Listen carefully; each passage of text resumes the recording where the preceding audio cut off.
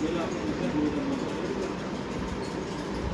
ਆਪਾਂ ਨੂੰ ਸਮਝਾਉਂਦੇ ਗੁਰਬਾਣੀ ਦੀ ਘਰ ਸੰਗ ਵਸਿਆ ਬਾਹਰ ਸੁਖ ਪਾਇਆ ਕੋ ਨਾਨਕ ਫਿਰ ਉਹ ਸੰਤ ਸਾਧੂ ਨੇ ਜਿਹਨਾਂ ਨੂੰ ਬਾਤ ਦੀ ਲੋੜ ਹੈ ਜਿਹਨਾਂ ਨੂੰ ਕੋਈ ਨਹੀਂ ਦਿੱਤੀ ਆ ਉਹਨਾਂ ਨੇ ਬਾਤ ਦੀ ਉਹਦੀ ਸੌਦੀ ਆ ਉਹ ਮੈਂ ਸੰਤ ਜੀ ਨੂੰ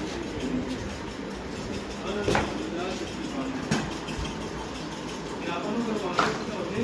ਉਹ ਕਾਫੀ ਕਹਾਣੀ ਕਰਦੇ ਰਹੇ ਕਾਫੀ ਜਿਹਦੀ ਪਤਾਈ ਬਾਤ